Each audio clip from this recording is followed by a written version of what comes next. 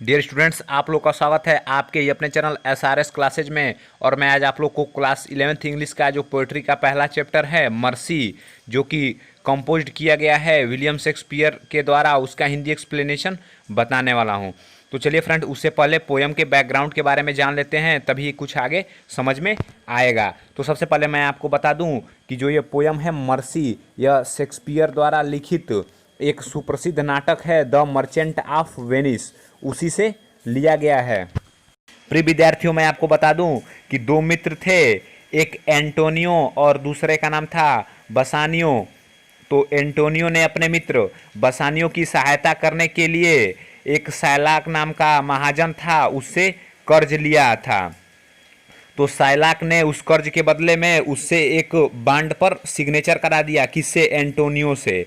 और उस बांड में ये लिखा था कि यदि एंटोनियो समय पे उसका कर्ज नहीं लौटाता है तो एंटोनियो को अपने शरीर में से 1 पाउंड मांस काटकर और साइलाक को देना होगा। और देखिए, संयोग संयोग ऐसा होता है कि एंटोनियो मतलब सही समय पर सैलाक को उसका पैसा नहीं लौटा पाता है। तो फिर सैलाक उससे 1 पाउंड मांस मांगता है, तो एंटोनियो उसे मना कर देता है। तो सैलाक कोर्ट में जाता है और कोर्ट में एंटोनियो के खिलाफ कंप्लेन कर देता है कि बांड पर 1 पाउंड मांस लिखा गया है और एंटोनियो सही समय पे पैसा नहीं लौटाया है, तो इसलिए उसे 1 पाउंड मांस हमें दे देना चाहिए। तो फिर क्या होता है, जो बसानियो है उसकी पत्नी पोर्सिया अदालत में आती है, वो भी वकील के रूप में, और वह साइलाक से प्रार्थना करती है कि वो एंटोनियो पर दया दिखाए। और जो यह पोयम है, यह पोर्सिया जो उसकी पत्नी है बसानियो की, वो साइलाक से दया की मांग करती है, वही इस पोयम में है, वही दया की मांग है। तो चलिए फ्रेंड्स, अब पोयम को स्टार्ट करते हैं। पोर्सिया कहती है कि the quality of mercy is not strained. Strained मतलब बलपूर्वक उत्पन्न होना। द क्वालिटी ऑफ मर्सी, दया का गुण, इज नॉट स्ट्रेंड, बलपूर्वक उत्पन्न नहीं होता। अर्थात कहने का मीन्स ये है कि जो दया का गुण है उसको जबरदस्ती अर्थात प्रेशर देके उत्पन्न नहीं किया जा सकता, वो अपने आप उत्पन्न होता है। It draft as the gentle rain from heaven upon the place beneath. Draft मतलब उत्पन्न होती है, और हेवन मतलब स्वर्ग होता है, लेकिन यहाँ आकाश से मतलब है, और बीनीथ मतलब नीचे। तो इट ड्राफ्ट मतलब यह उत्पन्न होती है।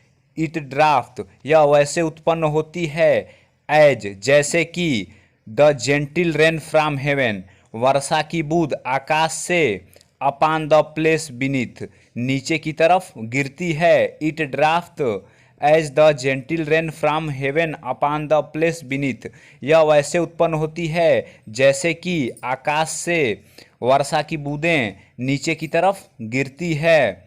इट इज ट्विस ब्लेस्ड, यह दोहरा वरदान वाली होती है। इट इज ट्वाइस, ट्वाइस मतलब दोहरा, और ब्लेस्ड मतलब वरदान। इट इज ट्वाइस ब्लेस्ड, यह दोहरी वरदान वाली होती है। It blessed him that gives and him that takes. It blessed यह लाभ देती है, हिम उनको, दैट गिव्स जो कि दया दिखाता है, दया करता है। It blessed him that gives, यह उसको लाभ देती है जो दया दिखाता है। एंड हिम और उसको भी लाभ देती है, दैट टेक्स जो दया पाता है, जो दया प्राप्त करता है। तो प्रिय विद्यार्थियों, चलिए फिर एक बार रिपीट करते हैं। The quality of mercy is not strained, जो दया का गुण है उसको बलपूर्वक उत्पन्न नहीं किया जा सकता। It draft as the gentle rain from heaven upon the place beneath, यह उस प्रकार उत्पन्न होती है जैसे आकाश से वर्षा की बूंदें नीचे की तरफ गिरती हैं। इसका कहने का मीन्स है कि जो दया है वो बलपूर्वक उत्पन्न उसको नहीं किया जा सकता है, वो अपने आप मनुष्य के हृदय में परिस्थितियों के अनुसार प्रकट होती है। इट इज ट्वाइस ब्लेस्ड, यह दोहरी वरदान वाली होती है, क्यों होती है? It blessed him that gives, क्योंकि जो दया दिखाता है उसको भी लाभ प्राप्त होता है, जो दया करता है उसको भी लाभ प्राप्त होता है। एंड हिम दैट टेक्स, और जिसके ऊपर दया दिखाता है उसको भी लाभ प्राप्त होता है, अर्थात दया करने वाले को भी प्राप्त होती है लाभ की। It is mightiest in the mightiest, ये शक्तिशालियों में सबसे शक्तिशाली है। माइटिएस्ट मतलब शक्तिशाली। It becomes the throned monarch better than his crown, becomes मतलब होती है, थ्रोन्ड मतलब राज सिंहासन, और मोनार्च मतलब राजा, और थ्रोन्ड मोनार्च मतलब सिंहासन पर बैठे हुए राजा, और बेटर मतलब उससे अच्छा, और क्राउन मतलब मुकुट। इट बिकम्स यह होती है, द थ्रोन्ड मोनार्च सिंहासन पर बैठे हुए राजा के, बेटर देन हिज क्राउन मुकुट से बेहतर। It becomes the throned monarch better than his crown, यह सिंहासन पर बैठे हुए राजा के मुकुट से बेहतर होती है। कौन? दया का गुण। His sceptre shows the force of temporal power, scripture मतलब राजदंड, और टेम्पोरल पावर मतलब सांसारिक शक्ति। हिज स्क्रिप्टर राजा का राजदंड, shows the force of temporal power सांसारिक शक्ति को दिखलाता है। His sceptre shows the force of temporal power, राजा का राजदंड सांसारिक शक्ति को दिखलाता है। The attribute to awe and majesty, जो कि भय और तथा वैभव का प्रतीक है। अवे एंड मजेस्टी मतलब राजा का भय। The attribute to awe and majesty, जो राजा के भय तथा वैभव का प्रतीक है। कौन? राजदंड। The attribute to awe and majesty, जो राजा का राजदंड है वो केवल राजा के भय और वैभव का प्रतीक है। Wherein doth sit the dread and fear of kings, fear मतलब डर, वेयर इन डथ सीट जो कि बैठता है, the dread and fear of kings राजा के भय के कारण, wherein doth sit the dread and fear of kings जो कि राजा के भय के कारण बैठता है।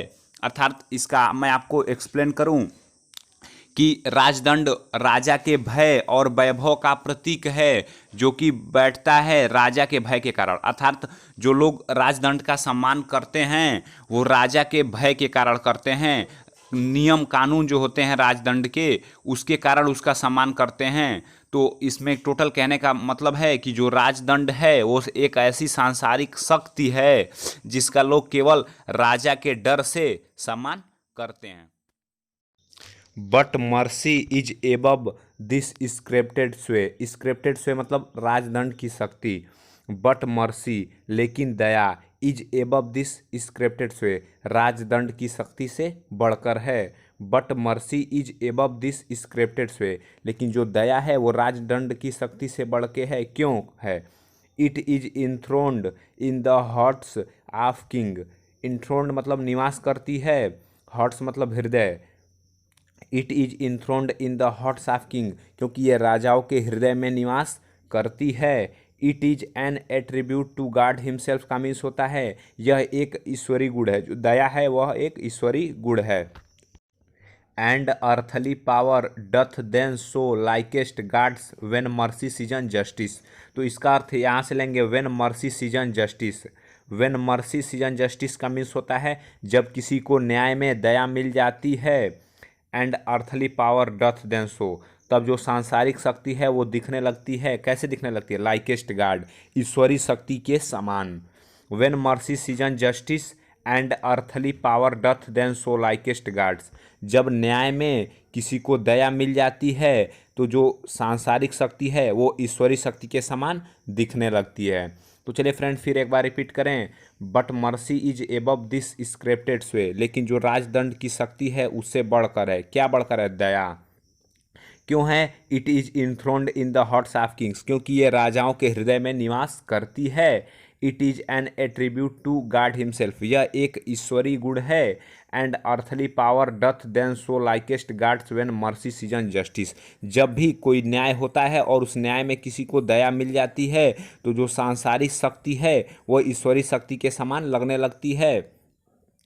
तो मैं आपको बता दूं कि पोएट्री समझने के लिए सबसे पहले एक इम्पॉर्टेंट बात को आपको ध्यान देना होगा कि पोएट्री का भाव समझना होगा। यदि आप शब्द का अर्थ निकालते चलेंगे तो आप नहीं समझ पाएंगे, क्योंकि एक शब्द के कई अर्थ होते हैं। तो इसको समझने के लिए आपको उसका भाव समझना होगा। और एक शब्द के अनेक अर्थ होते हैं, लेकिन उनका यूज भाव के अनुसार ही होगा, सेंस के अनुसार होगा। तो ये चीज़ जब आप समझ लेंगे तो आप किसी भी पोएट्री को समझ लेंगे आसानी से। तो ये कैसे समझ में आएगा, ये आपको एक्सपीरियंस के समझ में आएगा। तो धीरे धीरे आपको समझ में आ जाएगा, थोड़ी मेहनत करेंगे तो। धन्यवाद फ्रेंड्स। यदि आपको वीडियो अच्छी लगी तो वीडियो को लाइक करें और चैनल पर बिल्कुल नया चैनल को सब्सक्राइब करें।